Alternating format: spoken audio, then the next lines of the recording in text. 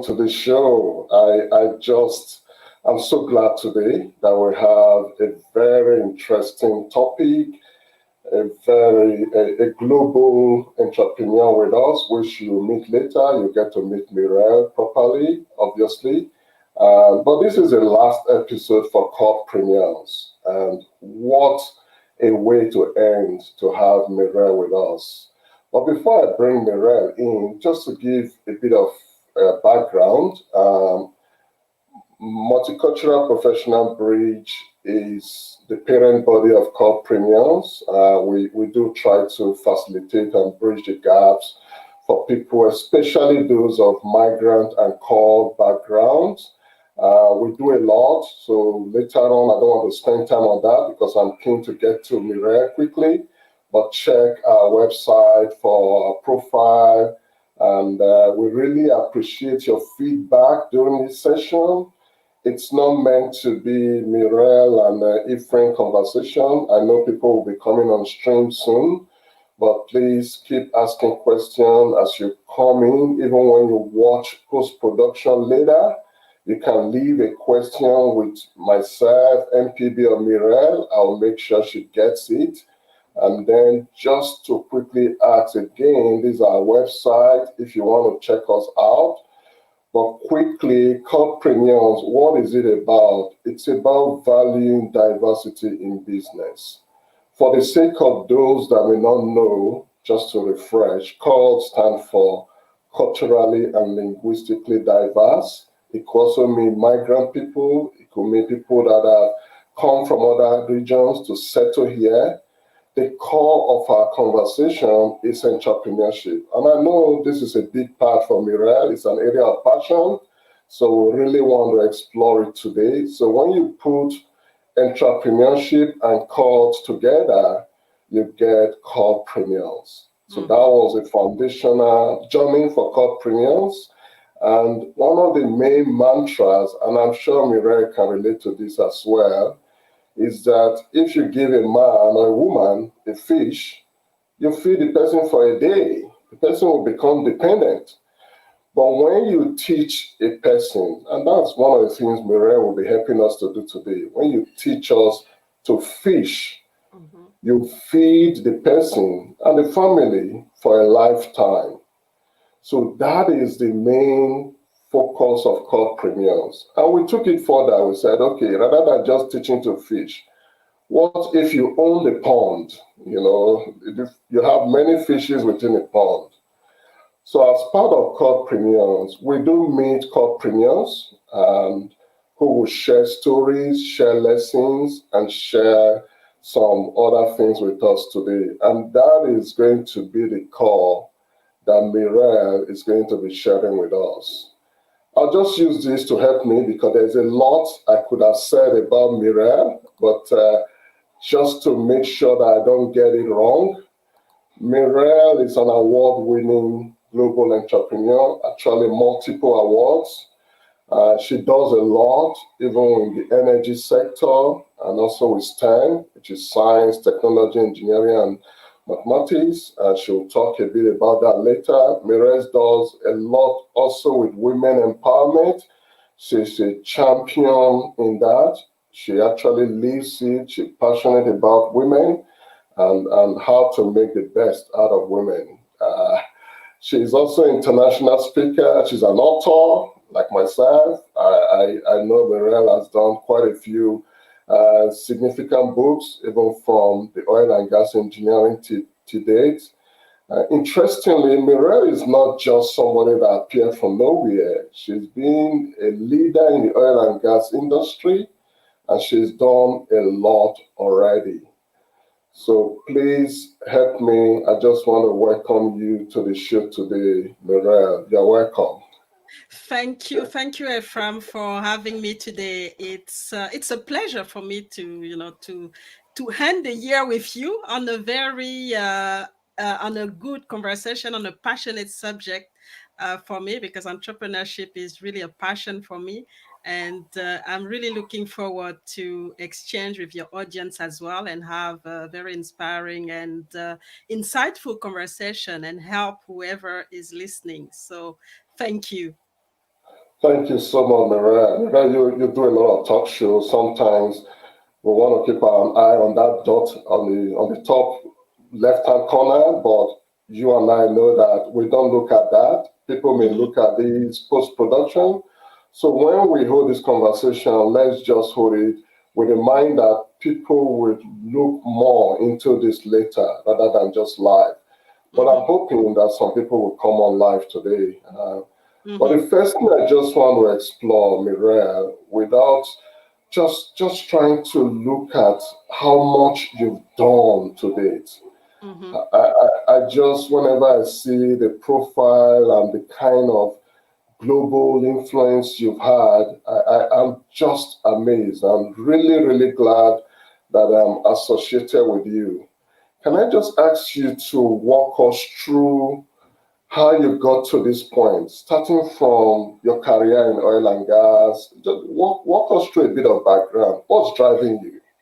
The it's I mean I'll try to be short because like you said there's so much, and I don't sometimes even know where where when I started and where I started, but I'm originally from Gabon, so Gabon in West Africa, and so I grew up partly in Gabon and in France, and so had come from a very humble family, have a very humble beginning, but from a family who valued education.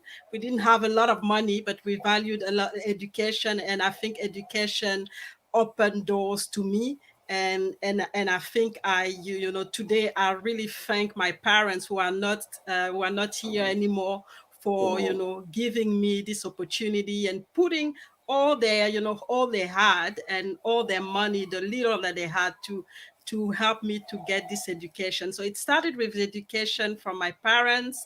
I grew up, like I said, in Gabon, did secondary school, and then left Gabon quite young to go boarding in France, and continue my studies and get engineering.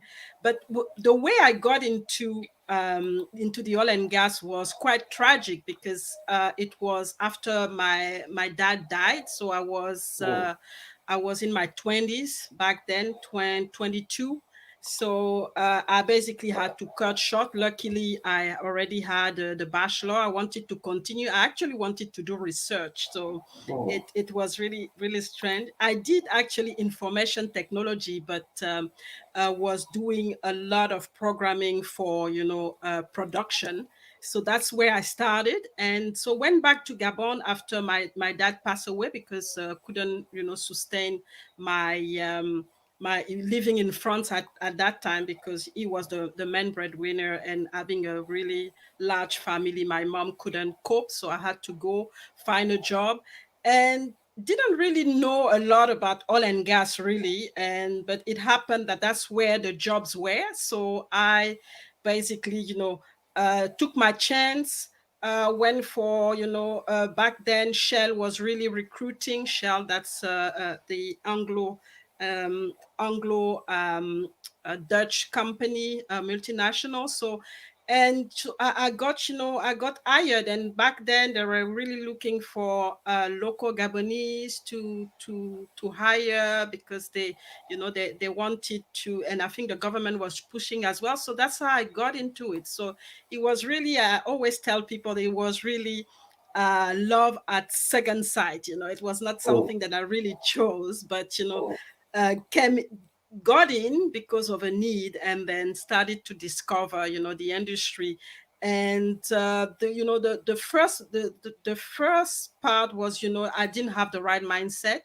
I was obviously coming from a tragedy, and back then the industry was very male dominated, Caucasian dominated. So for me, as a black young woman, not really from the industry, and mm, not really having studied in those large university in the US or in Europe, I was basically tech at the back, mm, and so the first reaction was to really play the victim, whining, and and do all kind of things. But I just realized that it was not getting me anywhere. I had to mm, stop being the mm, victim. Yes, things were not easy, but I had to be strategic. I had to be strategic to get moving.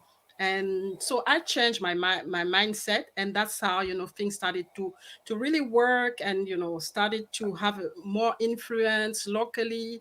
Managed to go on assignment outside, and the rest is really history, because really mm, when I started to have this mindset, it was really important for it. It actually was the breakthrough for me to understand that it's not because of the color of my skin. It's not I had to focus on what I could control, and not what mm, people were saying about me or what people thought about me. So that's what I did. Control on what I could do, which was my career and the impact that I wanted to have in the industry. So I've worked internationally after that.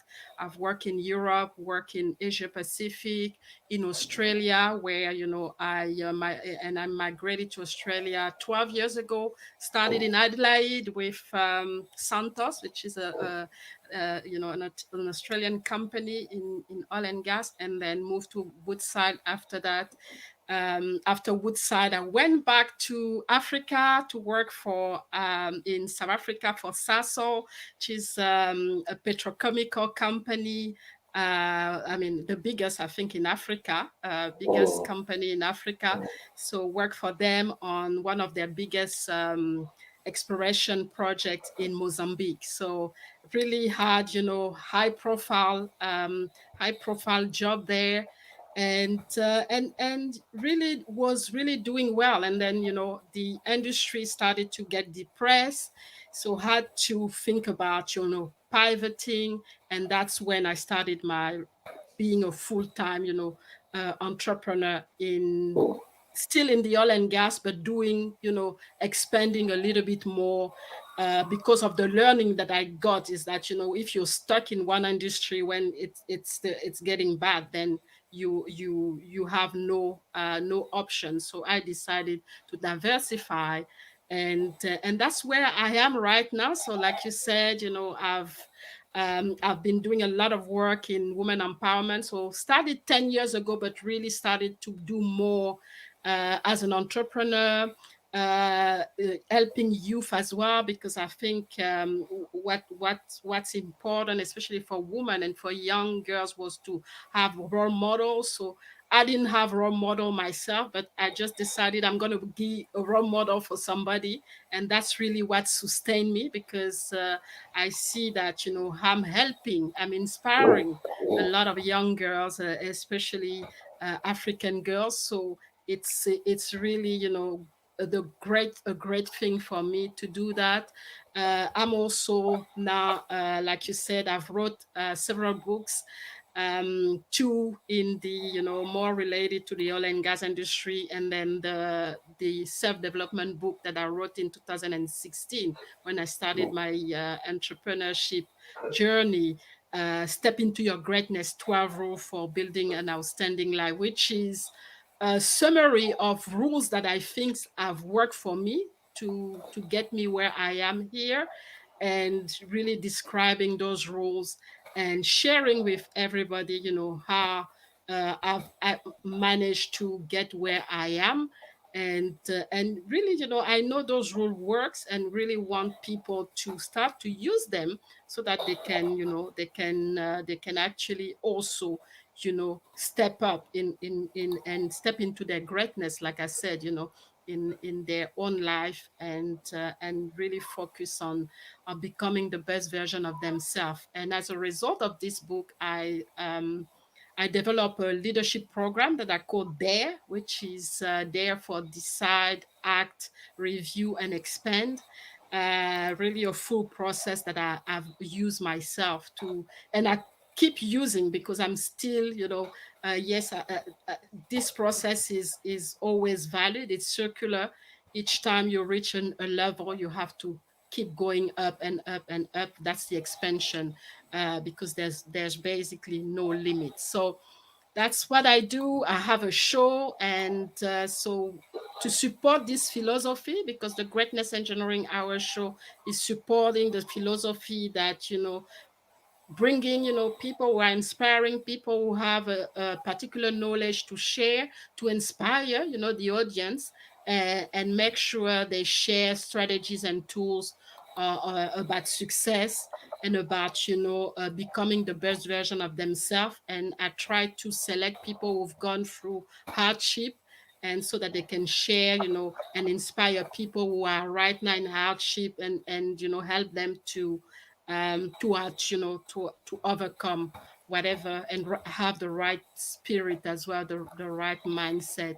And so that's what I've been doing a lot of things, and doing a lot of work more this year. I've been doing a lot of work in the technology space, so consulting in the technology space, and had an award also recently in that space. So really expanding myself, because I still think that I'm a product in skill in improving. I keep improving. I'm not where I should be already, but I keep going forward, going to the next level, taking the next risk, and going to the next level of my greatness, because I think it's unlimited for me. So and I will not stop here until I Wow. bring everybody with me. So that's in a nutshell, the kind of person I am.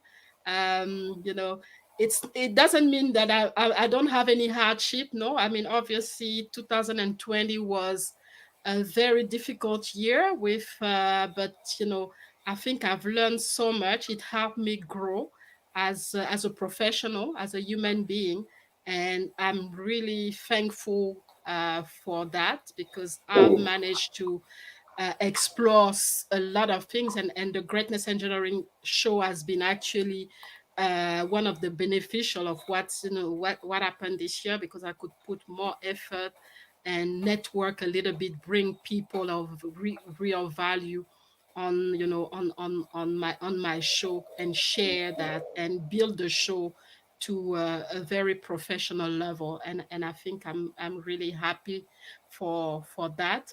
And yes, and keep going. And and last year as well, it was quite funny, because last year, like you said, when we were talking offline, I torn my Achilles tendon. I'm a very active person, was preparing for a marathon to support to support the cause, to support young women in STEM, run to for charity. But then it happened, so had to step back, lost a lot of my contract, couldn't travel, because traveling was part of what I do. So went to zero, but stayed optimistic and started to build up. And then the pandemic came again, and then back to zero, and then you keep going. But you never, it's never the end. There's always something that you can cling on. There's always an opportunity somewhere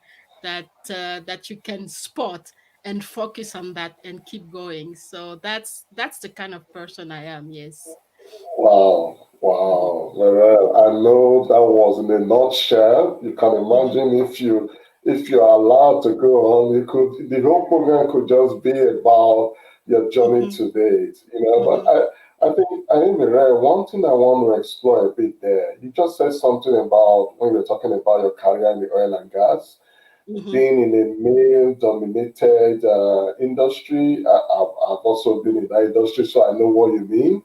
And mhm, also just coming through and really excelling even mhm, in that environment. For me, that shows that your entrepreneurship has started long ago.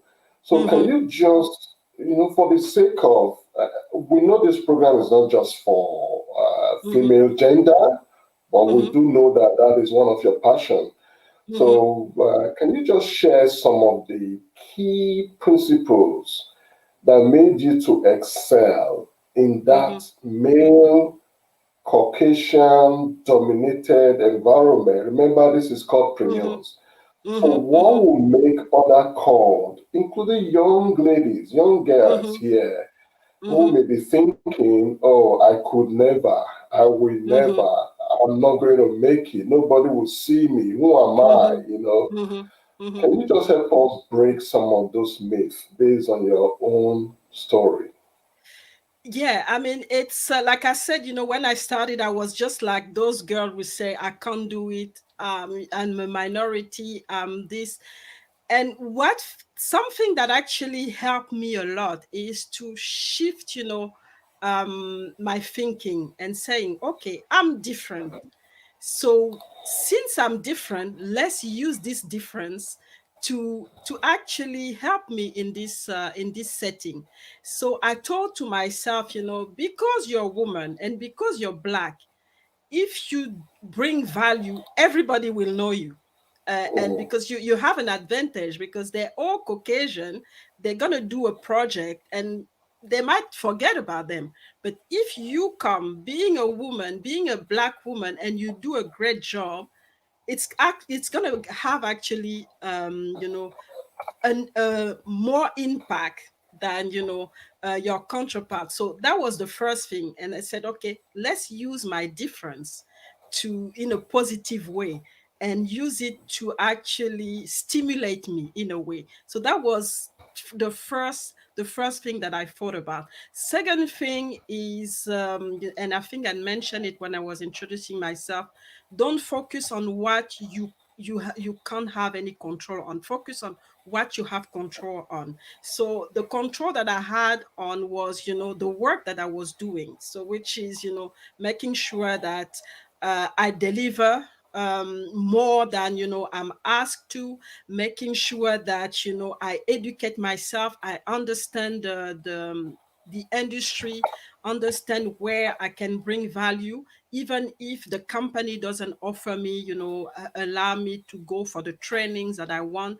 Really take ownership of my own development and understand, what are the key areas or the key thing that I need to do to be relevant in this industry. So those are, that's also another thing that I thought about.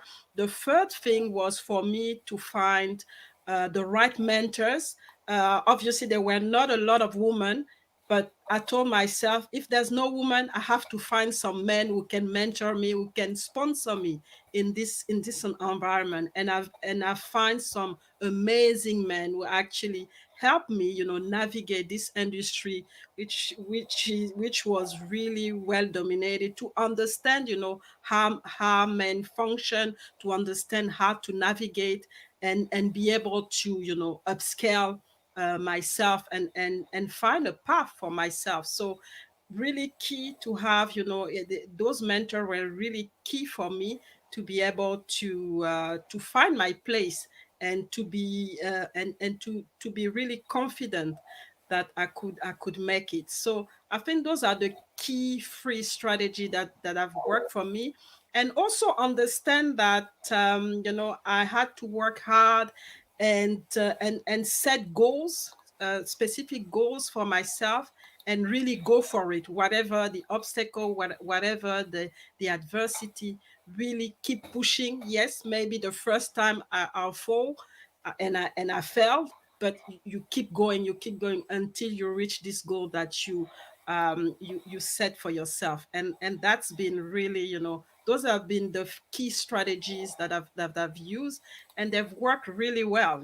They've worked really well for me, and I keep using them because I'm the type of person who thinks that only you limit yourself. You just you're the one, you're the one limiting yourself. People can put obstacle, people can try to stop you, but if you have this determination and if you're very strategic, there's no way people can stop you. You will go through. And I think Wow. that's really my belief. Wow, I think, Mireille, you already dropping a lot of lifelong Hmm. hints and tips here. Thank you so much. And that's why I just want to start bringing in some some people who are in the audience. Frederick has been a regular. He's a big supporter. Frederick is just asking, what is your advice for freshers intending to follow your footsteps? I know you're no longer in that industry, but obviously your foundational experience in that industry did a lot, especially from the cult community. There's always again that defeating narrative of it's not meant for me. I can never, discrimination. They will not give me the job. We know those things exist, Mireille. But you said something earlier on, which I really hope even when people see this post-production, they can pick up a few points there. You said it there that only you can limit yourself. And then just taking on these threads, comments, and questions, what do you think, Mireille? Young immigrant, girl or boy, really, really smart. We know immigrants are smart. We're not saying that people are not smart as well, but sometimes there is that self-defeating narrative. Can you speak to that a little bit, Mireille? One thing that I forgot to mention is your network is very important. So the networking, even when you were at uni, start to be strategic about your networking, because that's a key one, and I think it's a key one here in Perth particularly, where you have those group of people, those association, and those people in industry who are sticking together. And when you come from outside, they actually don't give you the opportunity, even if you're the smartest person or you've been first in your class. So this thing is definitely a point to take. So get the opportunity. Don't discourage yourself, and don't come with a self-defeating first attitude like what Ephraim was saying. Just go and present your best. And the other thing is, even if you get rejected, don't give up, because I remember and then I was still in Malaysia, and I think I applied to one job here that was with Chevron actually, and got rejected. But then kept coming back, applied to Santos, and funny enough, I reapplied to Chevron, and they actually hired me after that. But I actually decided to go for for Santos. So keep pushing. But I think the key point is to believe in yourself and make sure you connect, because if you don't connect, it's going to be difficult. So you are in petrochemical, try to find out what are the key association, key forums, key group that you can go and start to network, because those jobs sometimes they advertise them, but I mean the decision happened maybe at a group meeting or any association. So make sure you are part of it. And I know sometimes as migrant we want to stay with people that look like us, but you have to break this glass and start to network with people who are different, especially if it's about finding a job. Find those associations, find those forums, find those people who are key in the industry, and be strategic to reach out to them and be part of it. And as a result of that, you become an option, I would say, for them to choose if you're looking for a job, or if you're looking for any opportunity. That's very important, especially in Perth. It's very strong in Perth. So that's really what I would advise at this point. I hope I actually address the question. So let me Yeah. know if you need something more. Yeah. Anyway, and I know Fred is standing by. Fred, you heard Mireille. If you still need to ask questions, but we want to thank you, Fred. And we also want to ask, just encourage others. Please ask questions, contribute to the conversation. I Mhm. know Mireille and I we are in the studio, but it's a conversation with a Mhm. wider body. It's a question and answer session, Mhm. actually. So we'll rather take questions even though we have what to say. Mhm. I know that Mireille is never short of what to say because they are very valuable. I'm not Mhm. obviously she's not a talkative, she talks Mhm. value. So Mhm. so but if you ask questions, we're keen to explore those. I really want to explore something with you, Mireille, Mhm. which is really, I mean, when I look at your profile, Mhm. just looking at how you've come from the oil and gas background with a couple of books there, obviously leadership Mhm. level at the oil and gas level, and Mhm. then you've really gone global with Mhm. entrepreneurship. And when I look at CALD, which is a migrant people in Mhm. the Western world, sometimes when we come over, we sort of just lose that part of us that is entrepreneurial. Mhm. And, even sometimes those in the Western world are looking up to us to say, hey, we heard you people are very entrepreneurial, you are resilient. Mhm. Mhm. You you're coming from a region where we know that there are things there that we need. I mean, Mhm. take for example oil and gas. You know it Mhm. that Mhm.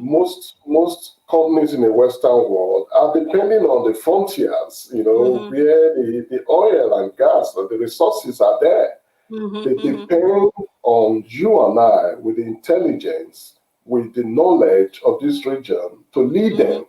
Mhm. But Mhm. lo and behold, many people that are being looked onto to support are really not thinking entrepreneurial. We seem to lose it, Mhm. Mireille. So I just wanted to throw some light there because having done all this, I know sometimes you get invited to Europe, to different Mhm. places to share great wisdom. But Mhm. I think the people on this platform and those that will watch later post production, they need that wisdom right now, Mhm. Miriam. So can you Mhm. share a few with us? How can we explore the entrepreneurial side of us? Entrepreneurship is really about, bringing solutions. So, as soon as you understand that, you have to identify an area that you're passionate about where you see problems and bring those solutions that people are looking for. Because if, and I think people start to value you when you help them, when you bring solution to a problem that they have. So I think the first step for entrepreneurs, and because sometimes I've come across people who think that entrepreneurship is about you becoming independent, and yes, that's part of it. But I think the first thing that you have to understand, entrepreneurship is not about you. It's about the value that you can bring to help somebody solve a problem. And as soon as you understand that, your first thing as an entrepreneur is to understand, so where are the problems and what can I bring with my experience, with my experience, with my skills. What can I bring, and what is the value that I can bring, to people who are facing those problems or those challenges. And I think as soon as you have that and you can bring this value, you're in business. And I think that's the first thing to understand, is that you can't just go and do the same thing as somebody else. You have to understand, okay, what do people face, what do I face, what is the problem that what are the problem that are around, and how do my experiences, my skill match here. For example, for me, when I got into entrepreneurship, and it was more related to women, because I understood that women had problem to position themselves in male dominated environment in STEM. So I really brought my experience and said, okay, I've gone through it, I've made the mistakes, Mm, and this is how you should go about it, and and help them to get where, help the woman to get to where they want to be. And that's how it started, and started to really, push, because I was bringing value to those women, and they really felt like, okay, we really want to listen to this person, we really want to use this person experience, we really want to use, what we really want to listen to what she has to say, and we are ready to pay for it.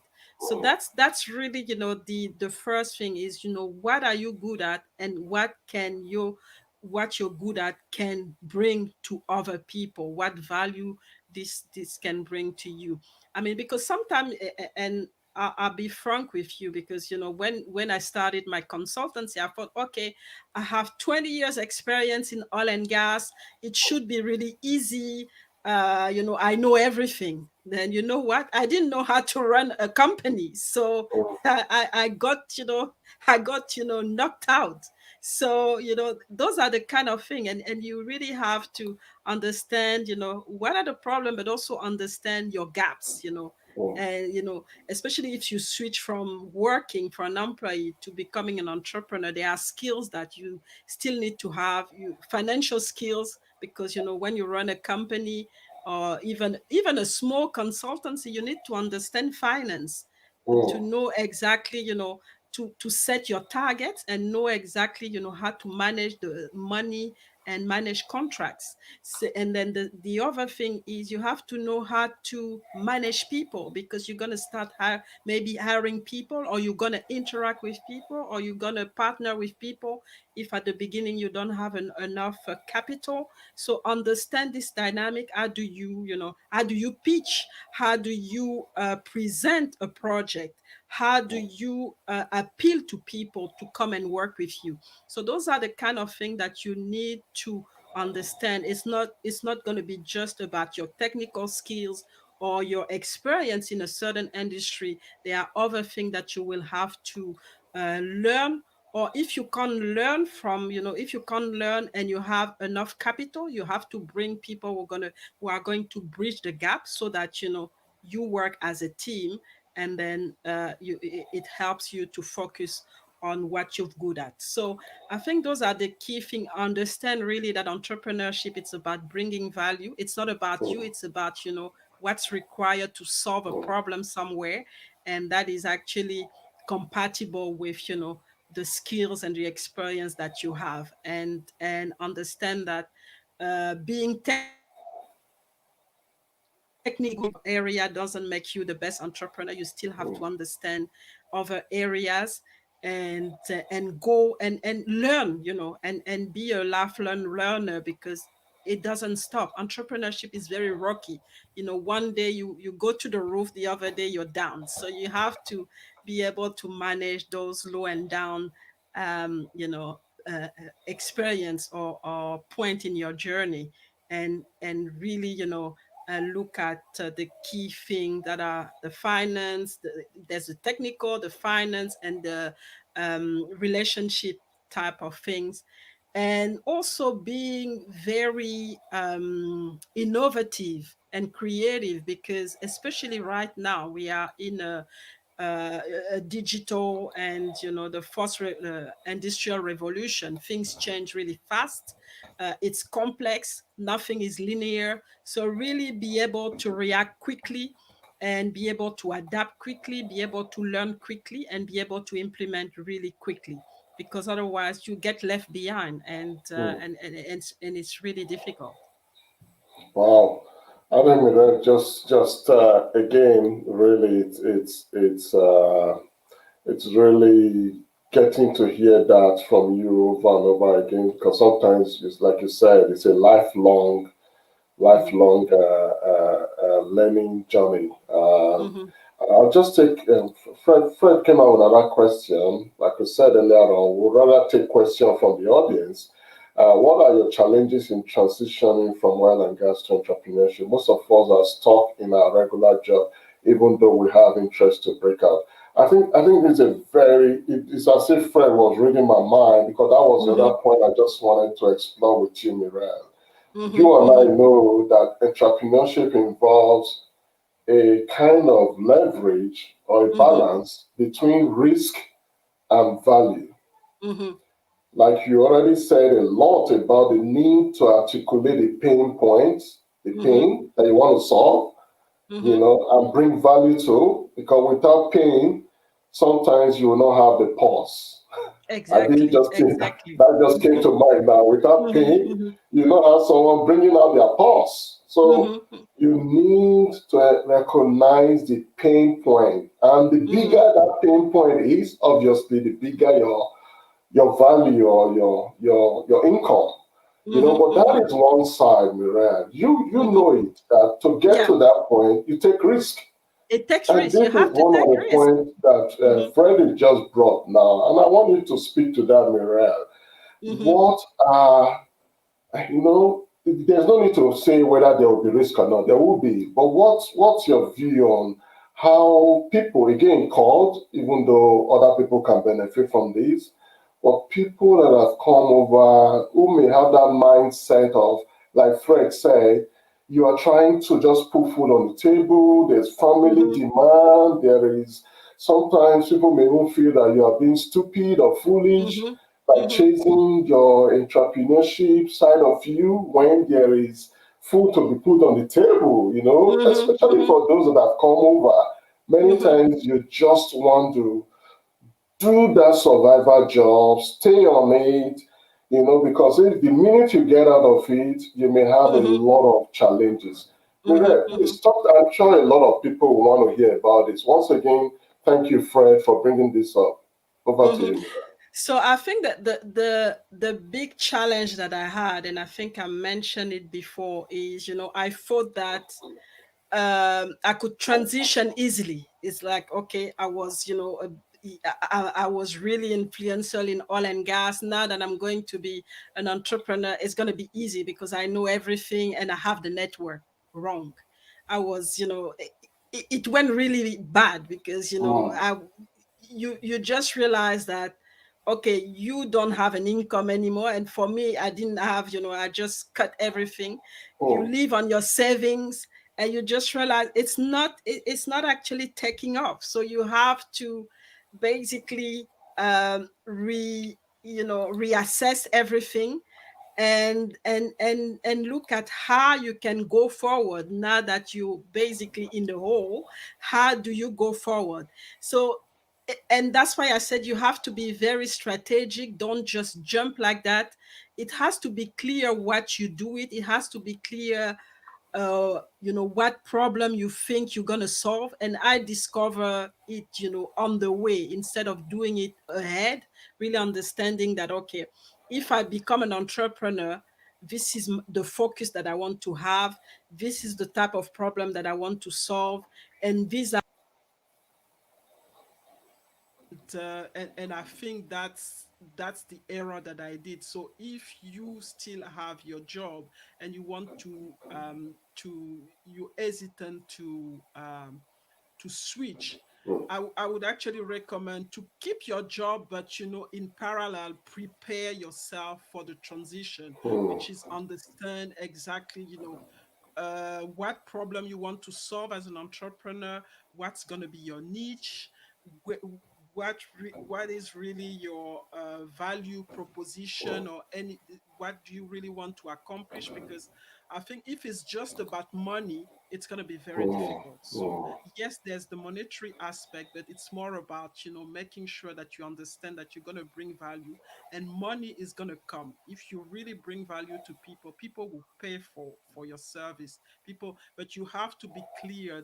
You have to be clear about what you're trying to accomplish, your end goal with entrepreneurship, before you jump. mm, Because if for you it's like, okay, I'm going to be free, and because I have this experience today, and you're not really clear about who you're really talking to, you're not clear about what type of problem you intend to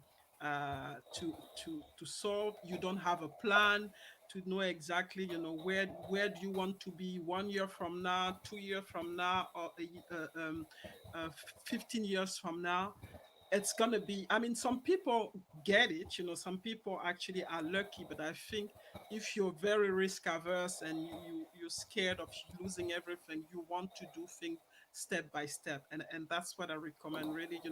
Start to look at what you really want to do, and be clear about the value that you want to bring, and how you're going to monetize what the value that you're going to bring, and where do you want to be.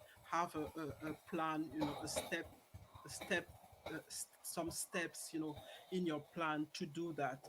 Because I think at the beginning it's hard. You don't make money. You don't make money for a lot of people. mm, So you have to prepare for the time where this money is not going to be available. And then when things start to when you have the breakthrough, then you're ready. You know that, okay, I knew that the first 1 or 2 years I was not going to earn a lot of money, but I know that at this time there's going to be the breakthrough. So you prepare yourself financially to sustain yourself and your family. And if it means that you still have to work mm. for you to be able to sustain yourself or your family, do it. And then just jump when you're ready. Because if you do that unprepared, I mean, people like us, we did it. I mean, it's hard sometimes, but you know you recover. You recover. So you basically, now I took the risk, and then I'm helping other people not to jump just like that. That is it, It's and I think that is why it's so clear when you share. mhm, The authenticity is there. You can see the mhm, reality of the situation. Um, mhm, and this is where I just want to go back to this picture, Mireille, because I was there. I saw this firsthand. mhm, While you were staying those on those crutches, mhm, I invited you to an event. I wasn't sure, but mhm, yes, that is Mireille for you. The passion to touch lives, the passion to share. You still came to that event, and it was so obvious. The pain was there. The inconvenience was there. The visibility for some people, even just the visibility of the crutch by your side, some mhm, people will not do it, Mireille. mhm, So I just want to explore, like I said earlier on, it may not necessarily be a fracture, but mhm, we know that sometimes life throws some balls at us, mhm, in a different, in diverse ways. mhm, And I'm sure many entrepreneurs, when they start telling you their stories, you know that you are not alone.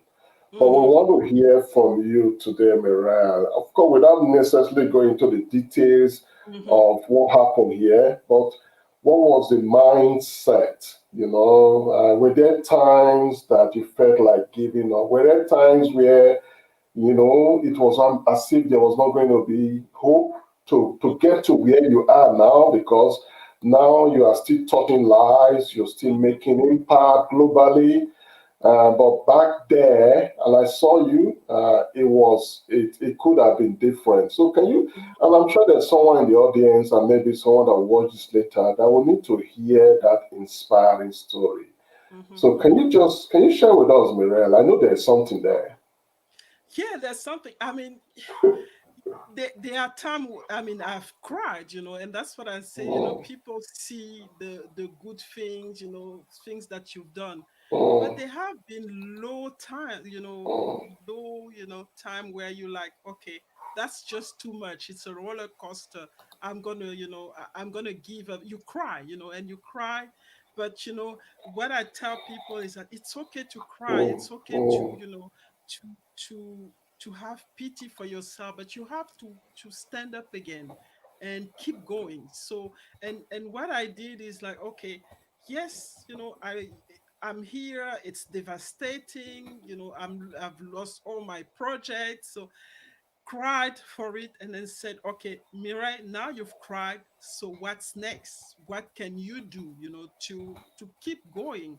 And for me, was continue to be visible. And that's why when you reach out to me for this workshop, I say I'm going to go, because I still need to go, be visible, talk to people, so I can bring value. And then as part of it, you basically extend your network, and you can use that as well, going on to tell people, this is the value that I can bring. I've been to this event, and then you start to a conversation, and by the time you realize you're called to to speak, and people will actually even pay you to speak, and they will ask you to get involved in a project or anything. So really for me was, yes, there's all this negativity around me, that let me look for just one positive and really cling to that, mm, and that's going mm, to be on the only thing that I'm going to look at right now, despite all everything that is scrambling around me.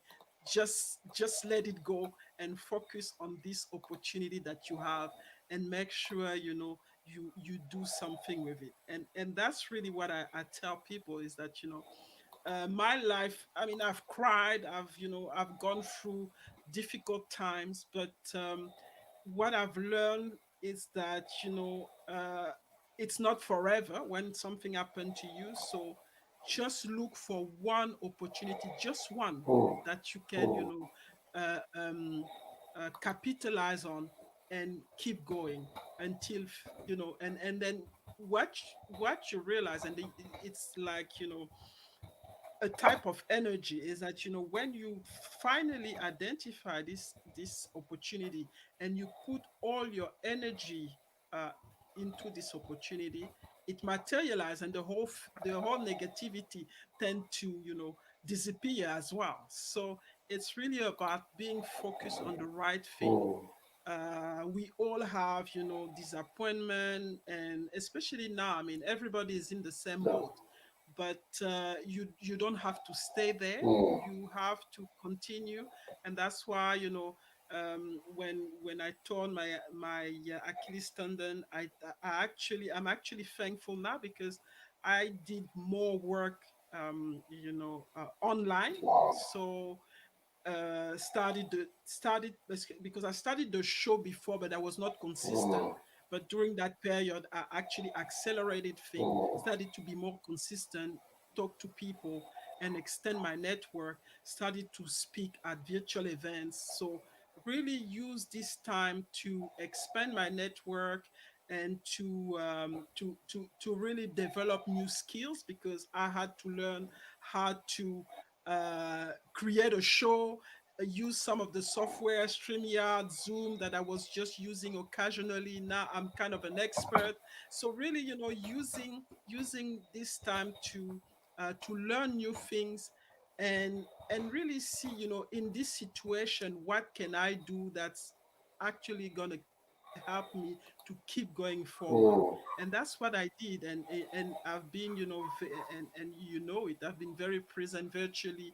I've met amazing people, and I've been able to reconnect with my global network, mm, because having work all over the place, there are people that I was not that I was not talking to very often, but now with being virtually, they have more time to talk to you. They have more time to talk about projects that you can work together. So really looking at the positive side. Still cry, because crying will help you to basically shed the whole thing. But don't cry all your life. wow. You know, Very good. come I think that's a and and suitable. and that's why you have to define your purpose. Your purpose is important. Your why is important, because that's what's gonna help you not to give up. Mm, Because if you don't have a strong why, a strong purpose, you will give up. You will, like, if it's just about the money, you will say, okay, that's it, yeah. I don't earn money, that's it. You'll be depressed, and it's gonna be the end of the game. So refocus, and really make sure that you identify at least just one thing, and just go full full speed for it. Yeah, I think that's some of the key points you made there, Mireille. Just again goes to show how important it is to also have mentors to share with others. I know you've been mentors in our Line project up to now. The youth are benefiting from that. Because it's good to hear from someone with this level of experience and diversity. Maria, just briefly, because I also want to touch another thing before we go, but just Mhm. briefly, I see you being able to work with a very broad diversity of people. Sometimes you're working with the people from India, the other time you're working with people from Europe, you've been on panels in Europe, and of course, Africa it's Mhm. like your backyard, you Mhm. know. So, how, and I think for entrepreneurship, sometimes it's a skill you need to learn Mhm. working and this is where call is also coming from as well. If you Mhm. recall, we did try to make it that this is one of our key mottos, Mhm. valuing diversity in business. Mhm. So how do you do it? How are you able to work with diversity, Kira? Mhm. Mhm. Uh, I think I was born, and and I think it came naturally, because, like I said, when I went to France, actually, I went boarding in a family, and they were white people. So I already had, I think that's where the Wow, diversity aspect wow. started, because you basically go from a very humble family, and then you go into a French family, and you're the only little black girl, Hmm, and you actually part of this family, because at the end of the day, when they see you, my tutor were actually people, for they were my parents. So you already in a diverse environment, and you have to find your way into that. And I think that's where hmm, it all started, is that, for me, it was more about, people who were different from me, see what I can learn from them, and really create a good partnership, so that we all can, enjoy, our relationship, hmm, or we all can, if it's a working environment, we all can have, like, create a win-win situation where, everybody can learn something. So that's why, I try to be as diverse as I can, because I know that each culture has a positive thing that I can learn from. hmm, And really, when I put it with my own culture, it's something really strong. And so I reach out to people. I'm not. I would say, like I said at the beginning, I understood that networking was very important, and networking outside your community is very important. So that's what I do. I try to network, to connect with people from every single, any background, where I know that I can learn from, and really be comfortable with that, hmm, being comfortable with people who are different from me. And sometimes, I actually have people in my network who don't have the same philosophy as me, but they make me understand what I don't want, in my life, or what I, wow, what I don't want people to know. So wow, I'm not, I'm not, I don't come as, to fight, or to really challenge all the time. I defend my values, hmm, I defend hmm, my philosophy, but I accept that you have a different point of view. But, if we can find a common ground and work together in a project, that's the important bit. And if I can't, because of the values are too opposite to mine, hmm, that's okay as well. I mean, we can still, be have a relationship in a way, but we will not work together. hmm, We will not hmm, associate. hmm, I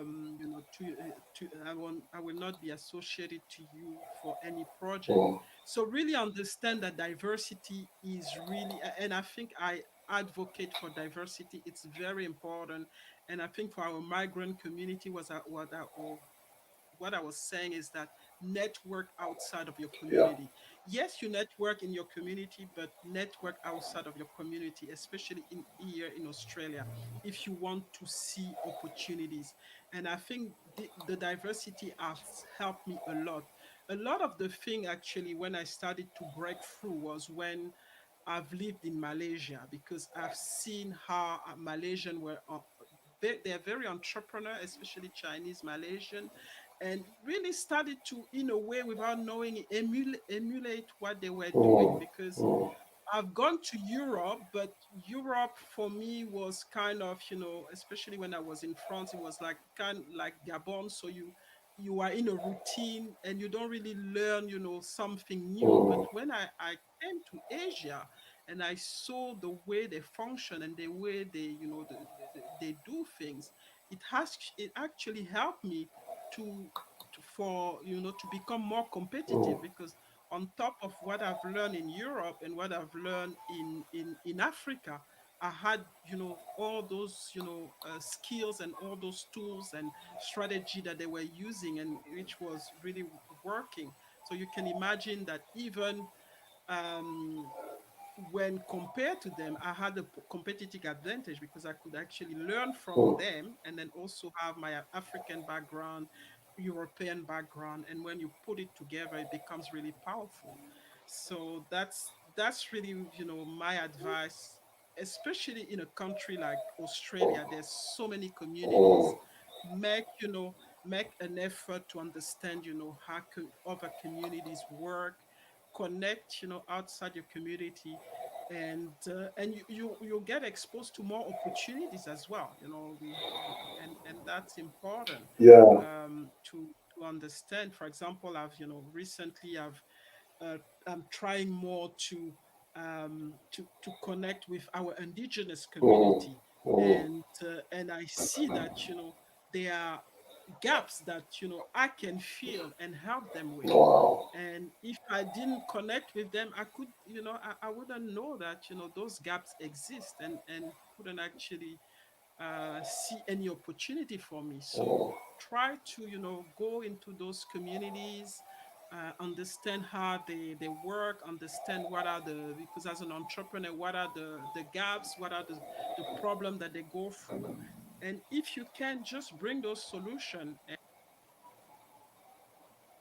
are an entrepreneur, and by the time you realize, you become indispensable for them.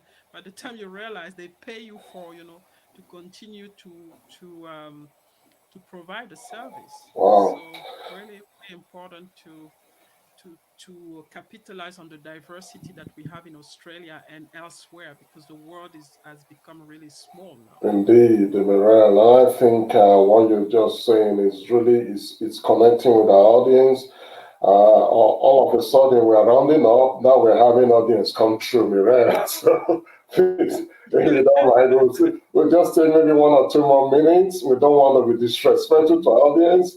I mean, our court was just trying to confirming what you're saying, Mireille. Diversity in business Mhm, is a tool for success in the current mhm. corporate world, and not just only corporate world as well, even in the community, It's everywhere. globally, and Mireille, you said something, and again, just another same thing in another way. Teresa is just confirming as well. Mhm, Networking and getting outside your comfort zone is key. Is key for sure, which Mireille has said that over and over again. And I think, again, Frederick is always asking some very insightful question, very, very mhm, inciting, very good question. Have you been treated unfairly? If so, how did you handle it? Uh, while you trying to respond to that, Mireille, you said something mhm, earlier on as well. And mhm, sometimes that is a tension for migrant or core people. How do you mhm, retain the value of who you are?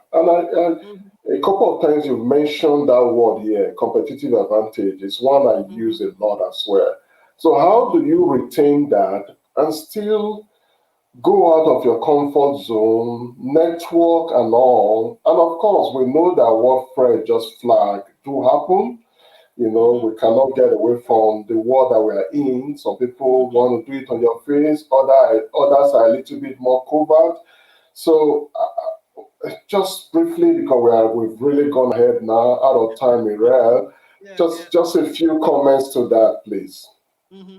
Yeah, I mean, there's always, the question has been, have you been treated unfairly? Yes, I've been treated unfairly, but I purposely don't want to focus on the fact that I've been, treated unfairly, because that's another person reaction. I want to, manage my own, reaction, and focus on what's gonna bring me forward. That's it. And to be frank with you, why did I switch to entrepreneurship? It's because my last experience when I was working for Sasol in South Africa, I actually did a tremendous job managing their assets in Mozambique. And when it came down to when the oil industry become depressed, so they actually started to lay off people. And one of the position, I was actually due for to go higher in term of promotion, and I didn't get the promotion. It was given to another person who actually didn't even deliver. So I said, you know what, I'm not gonna take it. I'm gonna take the risk to move out and really take things in my own hand Mm, and create my own table.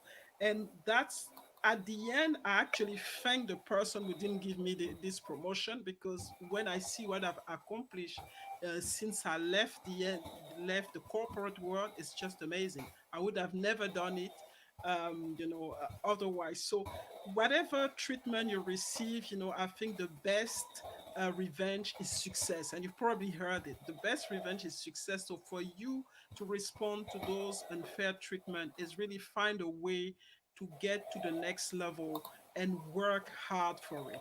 And I think that's the only way, and focus on what you have control on, because those discrimination, you have no control. You can, you can denounce them, obviously. That's one thing, but don't get stuck, at this level. Try to go higher, find other opportunities, like I said.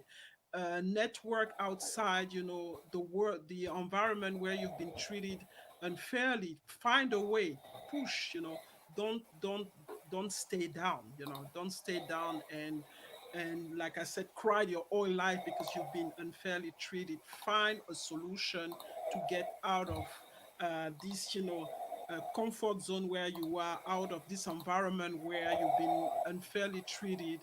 And sometimes you can't do it on your own, so reach out, try to see what are the people that can actually help you to get out of this environment where you're not appreciated. And do your research and find the people, especially now with, we have access to things online. You might not have the person around you, but do some research and reach out to people who can actually help you to get to the next level. And I think I've that's what I did a lot of time, and I know a lot of people here in Australia. Sometimes, and the thing that I face right now in Australia is I'm actually too qualified, so people are afraid of, hiring me in a setting, in a corporate setting. So I have to go global to actually get, get this recognition. So that's actually my shift to say, okay, I'm not appreciated in a certain environment. I'm going to shift to another wow, environment, and things are going really fine. So excellent. it's really about, focusing on what you control, and really put all this negativity and the fact that people are treating them unfair in the back, and prove them wrong, Mm. that, if they treat you unfairly, that's their loss. Wow. Well, I mean, we're almost 10 minutes ahead of plan time. Obviously, there is just a law. Like I said earlier on, it wasn't a mistake that we're rounding up the year with Mireille. She's a Mhm, powerhouse. And I think Fred appreciates you, Mireille. She really got so much out of your response.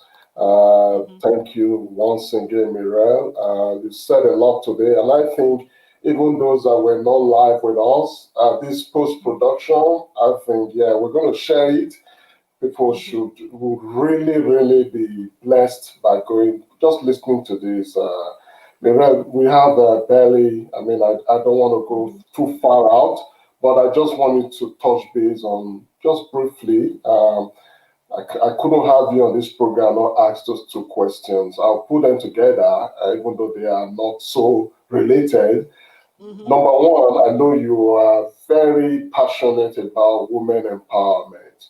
Mm-hmm. And when we talk about called background, we know it that there's just that narrative about, Mm-hmm. oh, women are meant to stay at a level, or they cannot aspire, you know, and look at you. So I really wanted to more or less as a parting encouragement Mm-hmm. to young girls out there. I know you do a lot with young girls with STEM, Mm-hmm. even older ladies, our sisters. We want Mm-hmm. them to excel and excel Mm-hmm. even much more.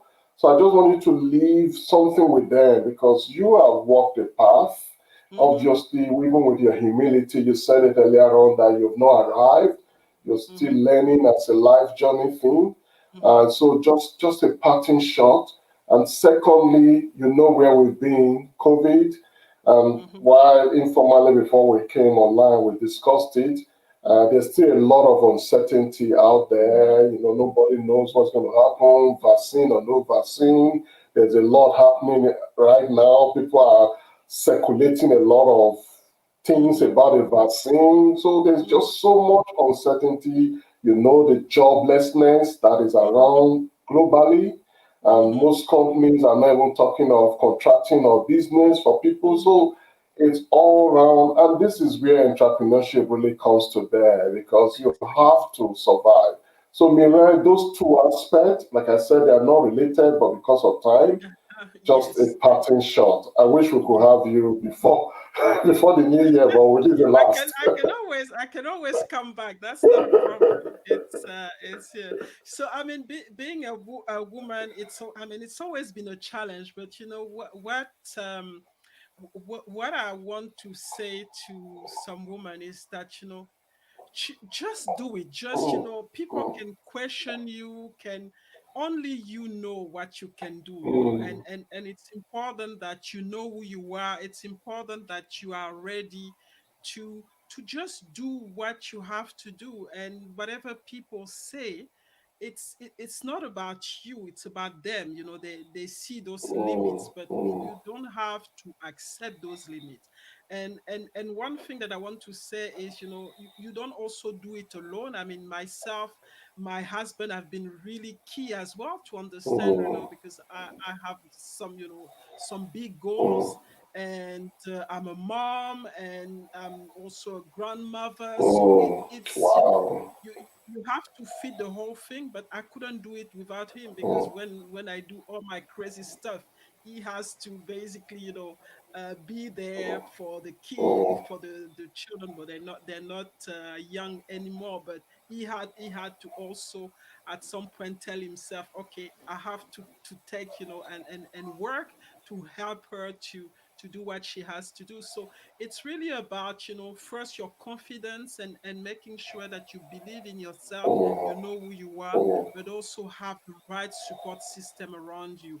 And one thing that we've been always able to do, especially when I was still working for corporates, is to make sure that we go in areas or in countries where we could get the support, so that the two of us could continue to have a career. mm, And that's what we did until the kids were really, grown up. Now in Australia, they can do whatever they want. So we don't have this restriction. So it's a lot of planning, mm, but it doesn't mean that you can't do it. So make sure you believe in yourself. I mean, it's like everything. There are gonna be obstacles. There are gonna be all kind of thing, but don't hesitate to reach out to people. Have a proper and a good support system that can help you, because sometimes I think what's happening with women, we want to do everything by ourselves, and we get drained, mm, and we give up, mm, and then we can't actually do anything. So I think it's a call to tell women, you don't have to do it on your own. You have the skills. You need to believe in yourself, and you need to reach out and have the right support system, and then everything is possible for you. You don't have to stop. So It's been and one fact is that you will have to work a little bit harder, but enjoy the journey. Mm, Enjoy the journey because at the end of the day, the reward is gonna be there. So accept that you have to run a little bit more because you have to balance your family, especially if you want to have a family. But just make sure you enjoy the journey and you reward yourself because that's the most important thing.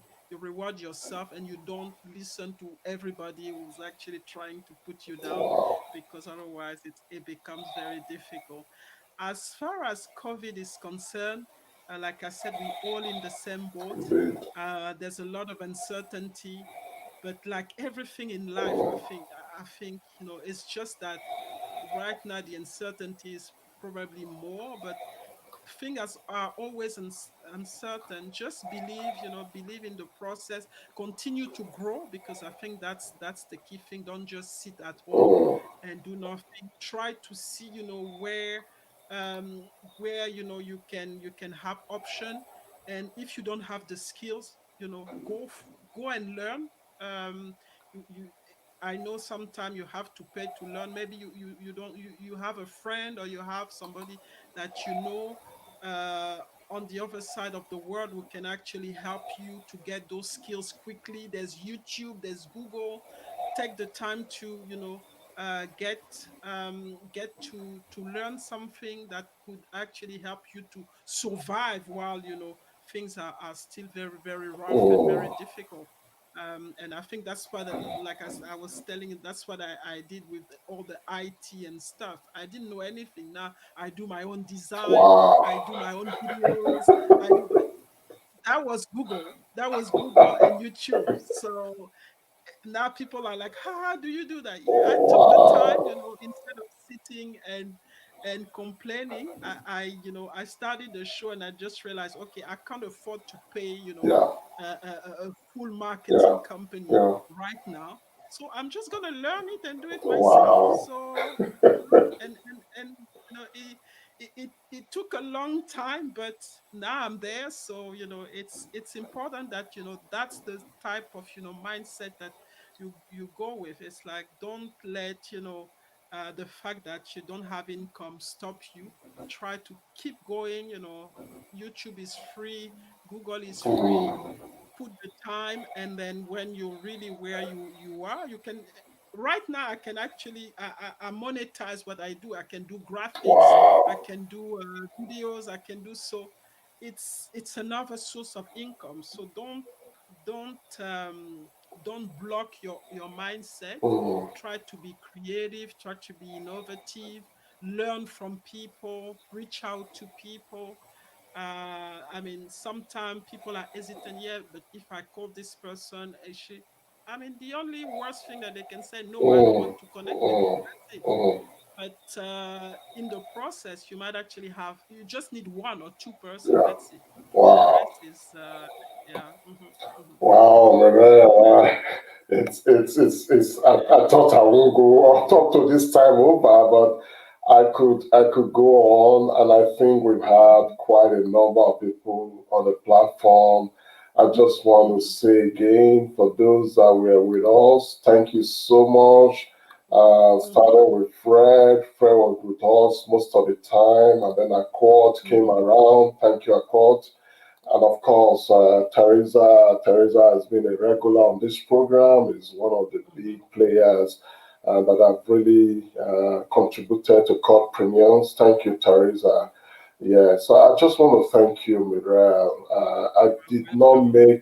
I didn't make the wrong decision when I said I'm ending the year of CaLDpreneurs with this powerhouse, Mireille. Mhm, And I know that you've just started, obviously. mhm. I think It's your been followership, progress. yeah, it keeps growing, and we look forward to the new year Mhm, with what you're going to do even much more because I believe you have a lot to offer to our generation and of course with mhm, women as well. So mhm, thank you so much, Mireille. And I know that it's not a, you won't have to look far. if you need to connect with Mireille, just so that you get the name correctly, that is Mireille for you. Check her out on her social media handles. There's quite a few of them out there. Mm-hmm. There are numerous ways that you can connect with Mireille. Mireille, I don't know if you do you have any immediate event maybe coming up that you think is worth sharing on this platform right now? So I'm gonna have few virtual event coming soon, but it's gonna be for next year. So Mm, a few trainings, virtual trainings on entrepreneurship. There is gonna be a session for women. Also gonna launch my leadership system, the dare that I talked about mm, mm, as well, and then also two conferences, one on entrepreneurship, actually, virtually, the Greatness Engineering Summit mm, coming up in I think April, mm, March, if I get and there's also going to be one on local content as well, which is wow, more wow, geared to outstanding.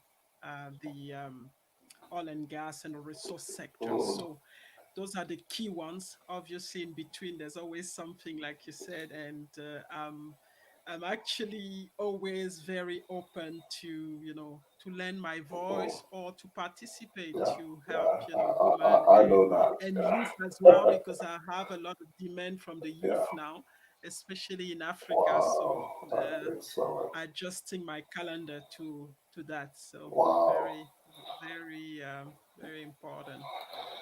Wow, thank you, Mireille. Sorry, I wish I could go on, but yes, and I think I just want to thank everybody that's been with us. We still have a few posted online. Thank you so much.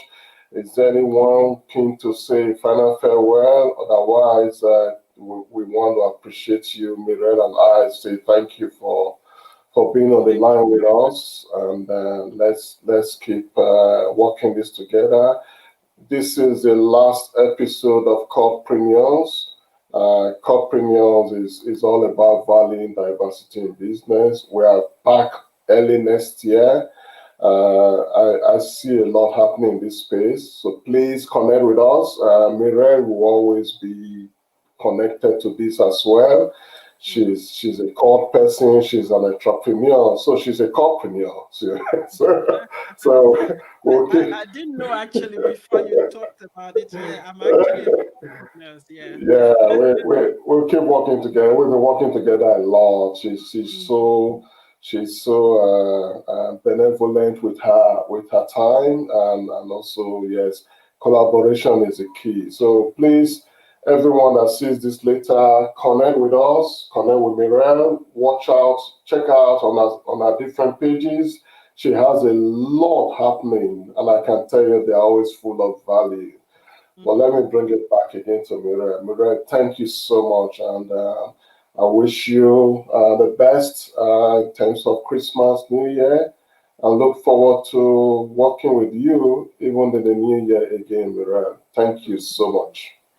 Thank you for having me, and I've really, enjoyed this time sharing with you and having, conversation on entrepreneurship. Like I said, it's one of my favorite subjects, and I know how important it is, especially for us as migrant to really understand and get, involved in entrepreneurship, because I think that's actually the way for us to Mm, really, be part of, completely of the community and make an impact. So I'm really really happy that I've been able to have the conversation with you and your audience. And yeah, so looking forward to anybody who wants to know a little bit more or want to connect.